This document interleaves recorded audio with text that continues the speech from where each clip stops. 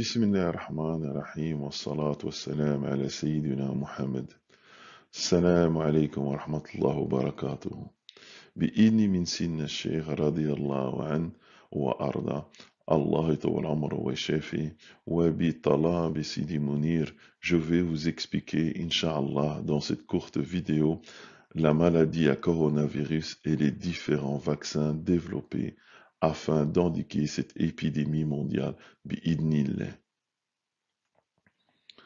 Donc, donc la maladie à coronavirus vient de son nom du virus, ici qui est en forme de couronne, vient du latin, qui est formé par ses spikes et de sa capsule, dont la composition de ce virus est la suivante.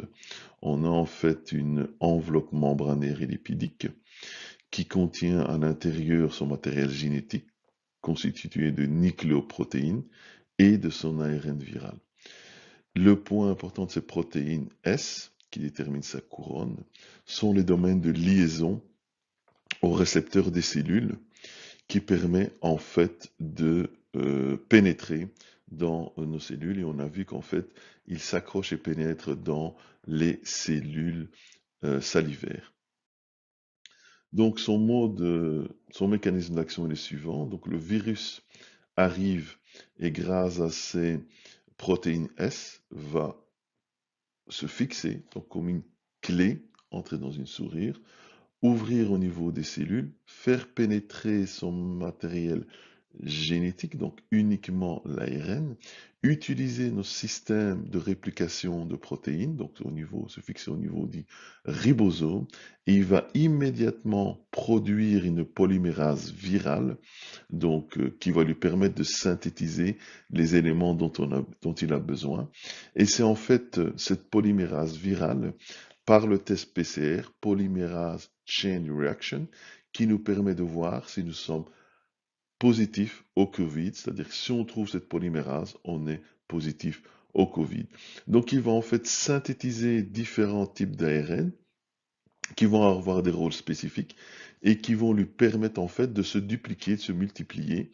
Donc il va utiliser une première trick pour avoir et fabriquer le système de pénétration au niveau du noyau, donc à partir du cytoplasme dans le noyau, donc va produire la protéine M, et puis il va développer aussi ici les nucléocapsides, c'est-à-dire les virions, les tout petits virus qui vont lui permettre de croître.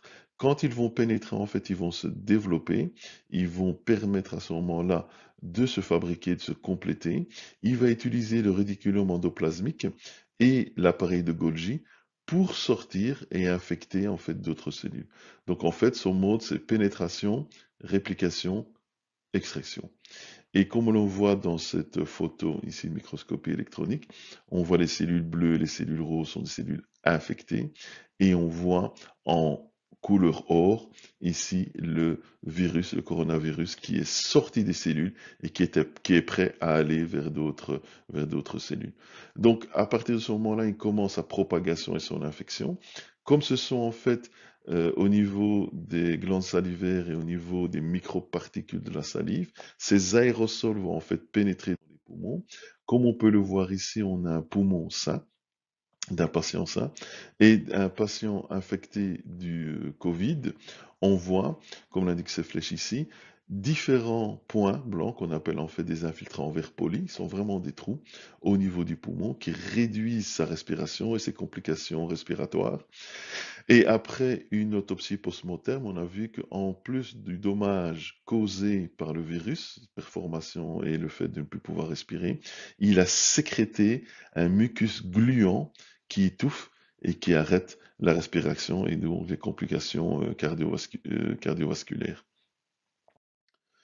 Pour éradiquer cette maladie, différentes stratégies, l'approche classique pour traiter les virus et les vaccins. Et donc, la première approche, c'est d'utiliser, depuis Pasteur, depuis 1880, l'approche des virus tués ou inactivés. En fait, on part du virus original, qui est soumis à un traitement chimique ou thermique, pour rendre le virus inoffensif. Donc, par ces traitements-là, en fait, on va obtenir soit un virus entier, mais tué, donc inactivé, tué, soit des sous-unités de ce virus qui vont servir en fait d'antigène lors de l'injection et générer nos anticorps. Donc la deuxième approche, c'est les vaccins utilisant un virus vivant atténué. Donc on va partir en fait du virus original et on va en fait le placer en culture et on va l'affaiblir, on va l'atténuer. Vous voyez qu'il passe du rouge au rouge clair et le fait de l'atténuer, on s'assure qu'il ne provoquera plus aucun symptôme. Et c'est ce virus atténué qui va être injecté et il va permettre de développer nos anticorps. La troisième approche, c'est les vaccins vectorisés. Là, on n'utilise plus le virus, mais on va prendre uniquement les protéines de surface. Donc, et cette partie-là ne provoque pas de pathologie, on est sûr. En fait, n'a pas le système pour générer la maladie. Et on va en fait utiliser un vecteur, et en général c'est un virus non pathogène, auquel on va greffer ces éléments du virus, qui vont être ensuite injectés, et comme dans l'approche, vont générer en fait la réaction immunitaire et les anticorps. La quatrième méthode est une méthode récente et innovante qui n'a pas encore été utilisée, c'est une première mondiale, c'est l'utilisation du génie génétique. En fait, on va utiliser le même mécanisme qu'utilise le virus, mais à ses dépens. Donc en fait, on va prendre une partie du code génétique du virus qui permet de traduire l'information nécessaire et on va en fait l'enrober, on va l'encapsuler par des systèmes lipidiques. Donc, on va avoir le matériel ARN, un système lipidique, c'est lui qui va être injecté au patient et qui va en fait pénétrer les cellules et il va leur dire de produire la protéine de spécule de coronavirus. Donc, en fait, les cellules ici vont produire les cellules protéines spike et en fait, notre système va se mettre à les détecter et être prêt, les anticorps, à détruire les cellules infectées. Donc, si les patients développent le coronavirus, en fait nos cellules, nos anticorps, sont prêts à les détruire et ils vont le combattre. Donc ça, c'est une approche nouvelle, innovante. On n'a pas de recul sur ces technologies. Donc, si l'on fait un résumé, en fait, on voit qu'il y a différentes techniques et méthodologies qui ont été créées, développées pour endiguer cette maladie, Inch'Allah. Et la méthode que je viens de vous expliquer ont toutes passé le même approche de screening par d'abord des essais précliniques, c'est-à-dire des tests en laboratoire, où on vérifie que les différentes informations fonctionnent, et puis on vérifie la toxicité de ce vaccin sur des animaux. S'il est toxique, l'étude s'arrête. S'il est non toxique, on passe à la deuxième approche, on vérifie si il génère les anticorps au virus par le système immunitaire. Donc, s'il y a une réponse, si c'est le cas, on passe par les études cliniques. Si ce n'est pas, on l'arrête. Dans les études cliniques, donc chez l'homme, la phase 1 consiste en un très petit nombre, une dizaine de personnes, de vérifier si le vaccin est sûr, quels sont les effets secondaires, si le système immunitaire peut produire des anticorps. Si c'est le cas, on passe à la phase 2. On va essayer de trouver la dose, à quelle concentration et la fréquence, est-ce qu'il faut un, deux vaccins ou plus, pour endiguer la maladie.